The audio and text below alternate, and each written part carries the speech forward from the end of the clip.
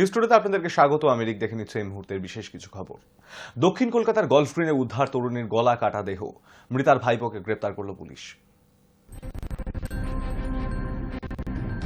দক্ষিণ কলকাতার গলফ গ্রিনে তরুণীর রহস্য মৃত্যুর 24 ঘন্টার মধ্যে মৃতার ভাইপোকে গ্রেপ্তার করল পুলিশ। পুলিশ সূত্রে দাবি করা হয়েছে, জেরায় খুনের কথা স্বীকার করে নিয়েছেন অভিযুক্ত।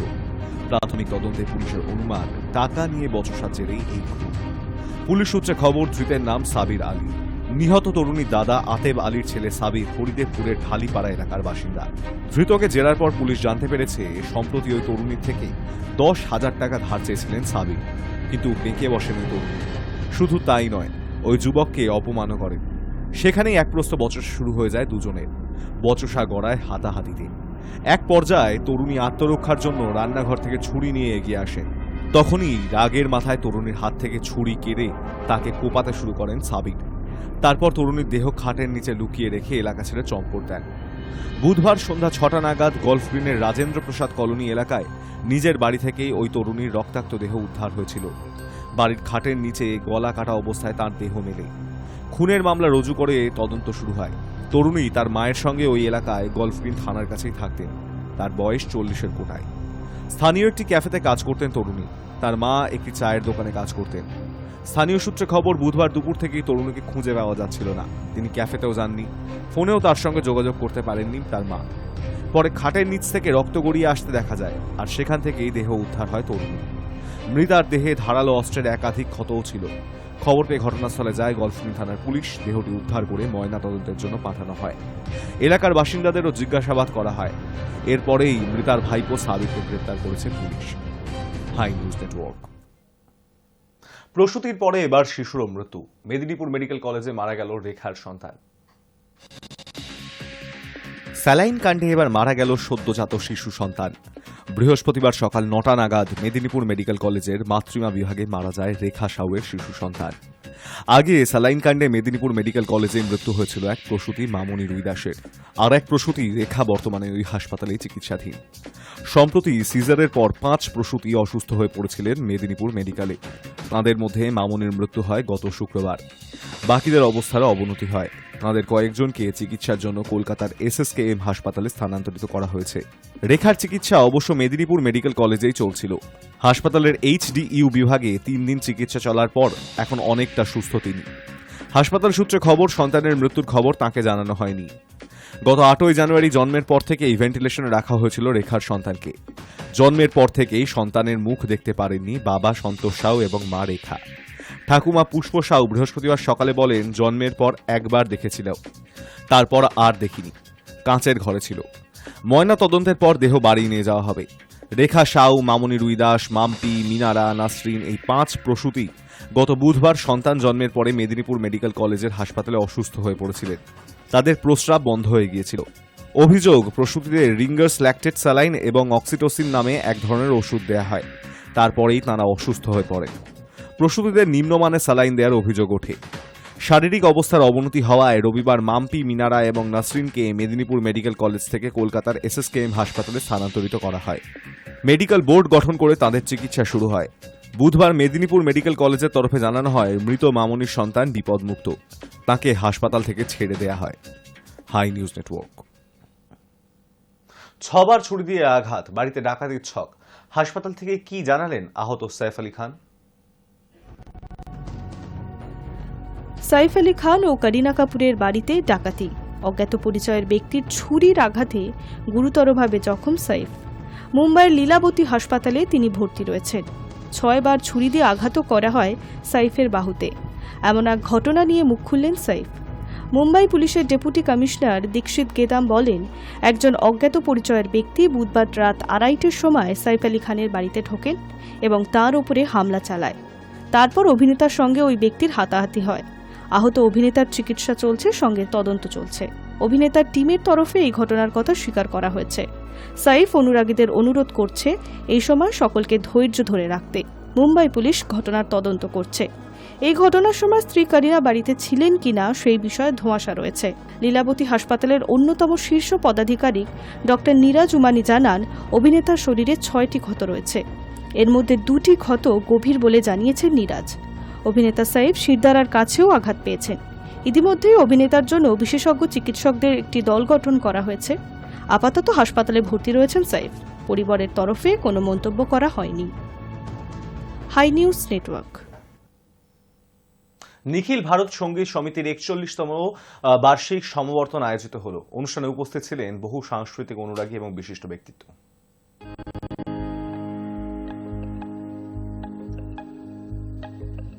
সম্প্রতি কলকাতার আশুতোষ মেমোরিয়াল হলে অনুষ্ঠিত হল নিখিল ভারত সঙ্গীত সমিতি বা NBSS এর ৪১তম বার্ষিক সমাবর্তন। প্রফেসর বীরু চক্রবর্তী প্রতিষ্ঠিত এই প্রতিষ্ঠানের যাত্রা শুরু ১৯৮০ সালে। এই প্রতিষ্ঠান ভারতীয় আন্তর্জাতিক গ্রামীণ সাংস্কৃতিক কেন্দ্র, নয়াদিল্লি দ্বারা স্বীকৃত এবং পশ্চিমবঙ্গ ও অসম সরকার দ্বারা রেজিস্টার্ড। NBSS এর সমাবর্তন অনুষ্ঠানে উপস্থিত ছিলেন বহু সাংস্কৃতিক অনুরাগী এবং বিশিষ্ট ব্যক্তিত্ব। সঙ্গীত ও শিল্পকলায় ছাত্রছাত্রীদের অবদানের স্বীকৃতিস্বরূপ সার্টিফিকেট প্রদান করা হয়। অনেকেই সঙ্গীত বিশারদ এবং সঙ্গীত প্রভাকরের মতো সম্মানজনক উপাধি লাভ করেন। গত ২০২৪-এর ৩০শে ডিসেম্বর অনুষ্ঠিত মেধা পরীক্ষায় হাজার হাজার ছাত্রছাত্রী অংশগ্রহণ করেন, যেখানে তাদের পারফরমেন্সের ভিত্তিতে স্বর্ণপদক প্রদান করা হয়। সমাবর্তনের মূল আকর্ষণ ছিল খ্যাতনামা অতিথি শিল্পীদের অসাধারণ পরিবেশনা। তবলা শিল্পী উস্তাদ সাবির খান তাঁর পুত্র আসিফ খান ও আরিফ খানকে সঙ্গে নিয়ে এক মনোমুগ্ধকর তবলা রিসাইটাল উপস্থাপন করেন।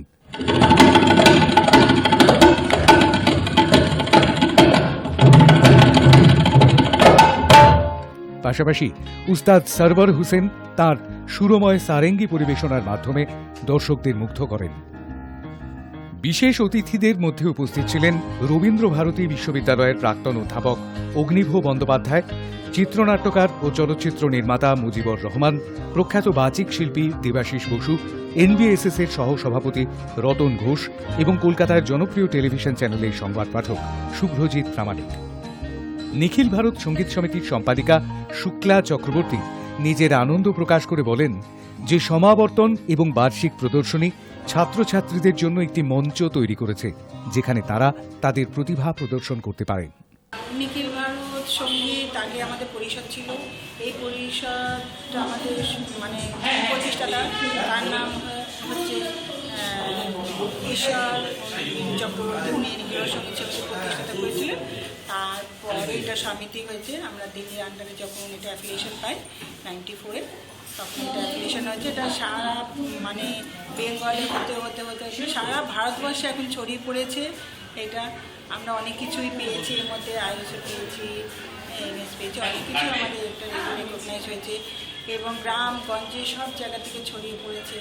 আসাম, নর্থ বেঙ্গল, আসাম, ত্রিপুরা,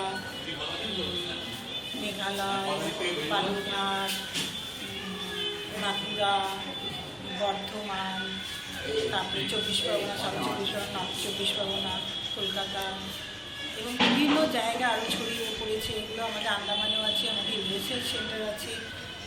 তা আমরা এটা চাই যে এইসব ছেলেমেয়েরা যাদের আমরা প্ল্যাটফর্ম দিচ্ছি এখানে ফার্স্টে গোল্ড মেডেলে, আমরা চাই এদের ভবিষ্যৎটা উজ্জ্বল হোক, এদের সব জানতে পারবে, কেন প্ল্যাটফর্ম তো কেউ পায় না। এইটা আমরা দিয়ে এদের ভবিষ্যৎ উজ্জ্বল করছি, যাতে এরা কিছু করতে পারে বা এরা যে শিখছে এই জিনিসটা, তাই সবার সব জায়গায় যে প্রতিভাটাকে ছড়িয়ে দিতে চাই। এইটাই আমাদের প্রচেষ্টা, এইটাই যে এত ছাত্রছাত্রী যে শিখছে সেই শেখাটা যাতে ওদের বৃথা না হয়।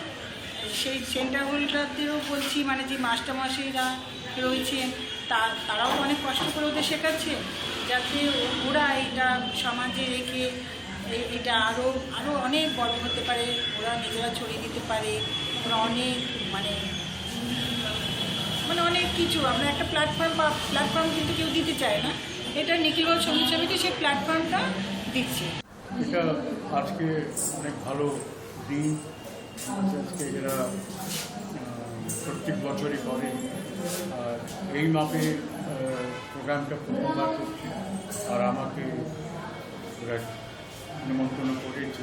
আমি আজকে বলেছি ফারাক্কাবাদী নামটা আছে। আমি আমার দুটো ছেলে আসিফ খান আর আরিফ খান দুজনই একসঙ্গে আমরা 3 জন বাজাচ্ছি। এটা সিজনের প্রথম সোলো বাজাচ্ছি।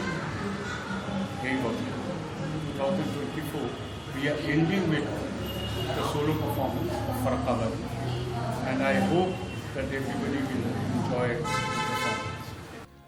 1980 সালে প্রফেসর বীরু চক্রবর্তী যে প্রতিষ্ঠানে স্থাপনা করেন তা আজ 4 দশক পার করেছে। নিখিল ভারত সঙ্গীত সমিতির সেই ঐতিহ্য শুক্লা চক্রবর্তী এবং অশোক চক্রবর্তীর নেতৃত্বে আজও গৌরবের সঙ্গে এগিয়ে চলেছে। High news network. হিমাচল প্রদেশের ধর্মশালায় সফলভাবে অনুষ্ঠিত হল দ্বিতীয় Ankurastra cup all India karate championship 2024। বিভিন্ন রাজ্য থেকে প্রায় 400 প্রতিযোগী অংশগ্রহণ করেন এই প্রতিযোগিতায়।